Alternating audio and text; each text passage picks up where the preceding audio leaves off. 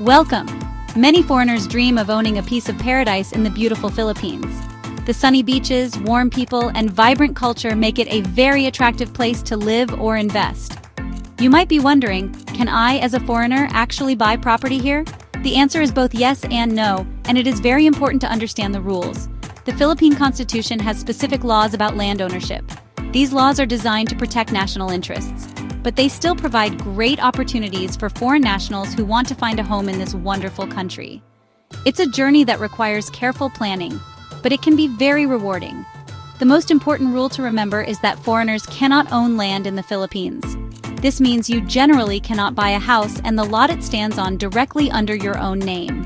The Philippine Constitution of 1987 clearly states that ownership of private land is reserved for Filipino citizens. This law has been in place for a long time to ensure that the land remains in the hands of the Filipino people. So, if your dream is to buy a large piece of land with a farm or a sprawling beachfront villa, you will face some significant legal hurdles. However, do not be discouraged, because there are excellent legal ways for you to own a home here. So, what can a foreigner legally own? The answer is a condominium unit. The Condominium Act of the Philippines, also known as Republic Act No. 4726, allows foreigners to purchase and own condominium units. This law is a game changer for non-Filipinos. The law states that foreigners can own up to 40% of the total units in a condominium project. This means that in any given condominium building, a certain percentage of the units can be legally sold to foreign buyers. This provides a clear and secure path to owning your own private residence in the heart of a city or near a beautiful resort area. This distinction between land and condominium ownership is the key. When you buy a condo unit, you are purchasing the space within the walls of your unit.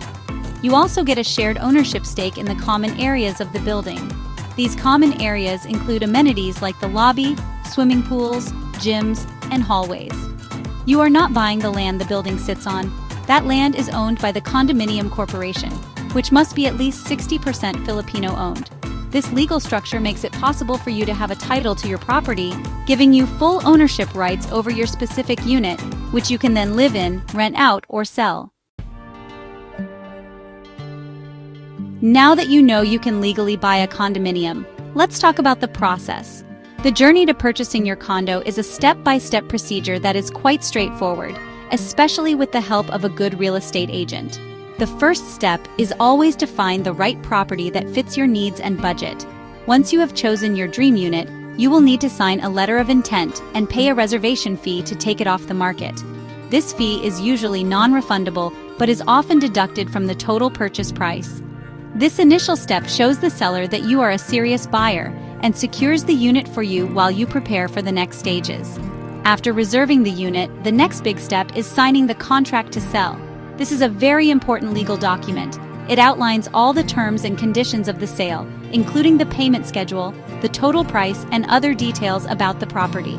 It is highly recommended that you have a lawyer or a trusted real estate professional review this contract with you before you sign it.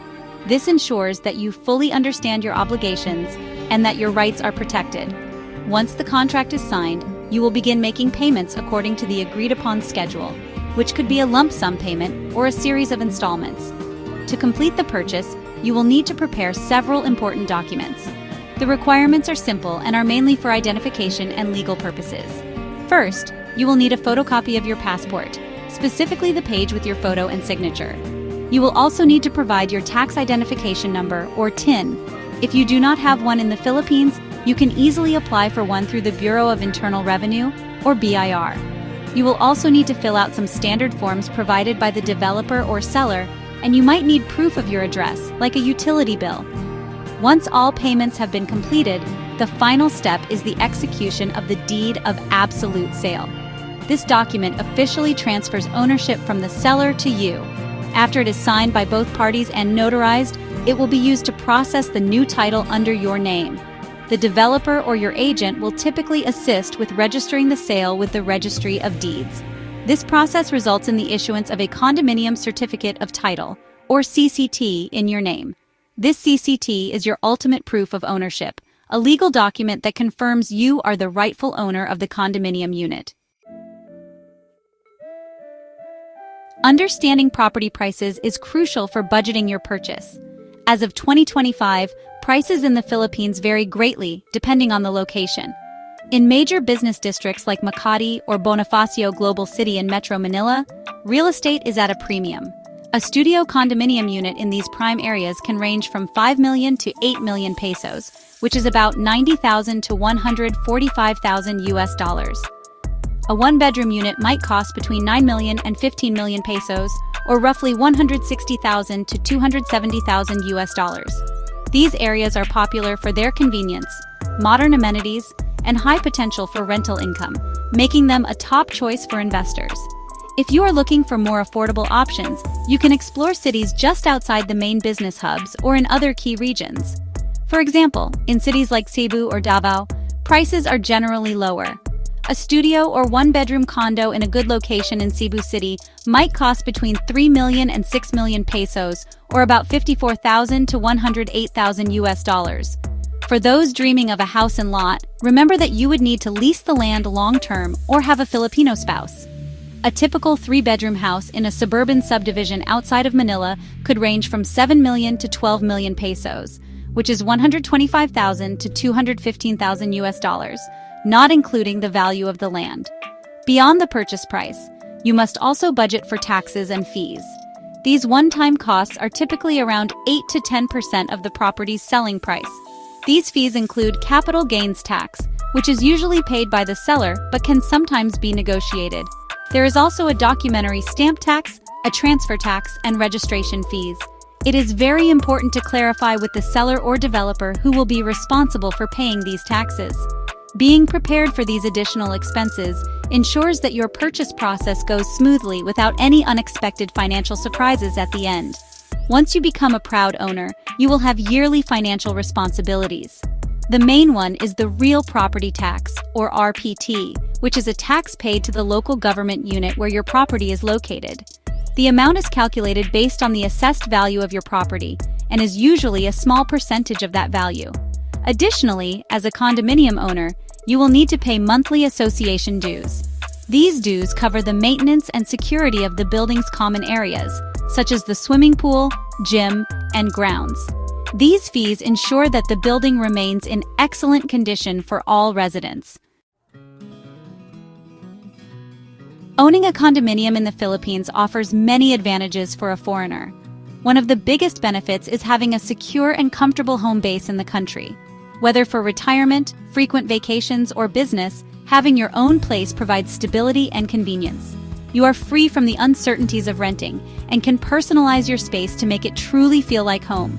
Furthermore, Philippine real estate, especially in key urban centers, has shown a strong history of appreciation in value. This means your property is not just a home, but also a solid investment that could grow in value over time. Another significant advantage is the potential for rental income. The Philippines has a robust rental market, driven by a large population of young professionals, students, and expatriates. If you do not plan to live in your condo year-round, you can easily rent it out to generate a steady stream of passive income. Many condominium developments even offer property management services that can handle finding tenants, collecting rent, and maintaining the unit for you. This makes it a hassle-free investment, allowing you to earn money from your property, even when you are not in the country. Of course, with ownership comes responsibility. As mentioned, you will be required to pay annual real property tax and monthly association dues. It is crucial to stay current on these payments to avoid penalties. You are also responsible for the upkeep of the interior of your unit. While the building management takes care of the common areas, you need to handle any repairs or maintenance inside your own condo. Being a responsible owner means being a good neighbor and respecting the rules and regulations set by the Condominium Corporation to ensure a peaceful living environment for everyone. In summary, buying a condominium in the Philippines is a fantastic and achievable goal for foreigners. The legal framework is clear and provides a secure path to ownership. The process is straightforward, and the potential returns, both personal and financial, are very attractive.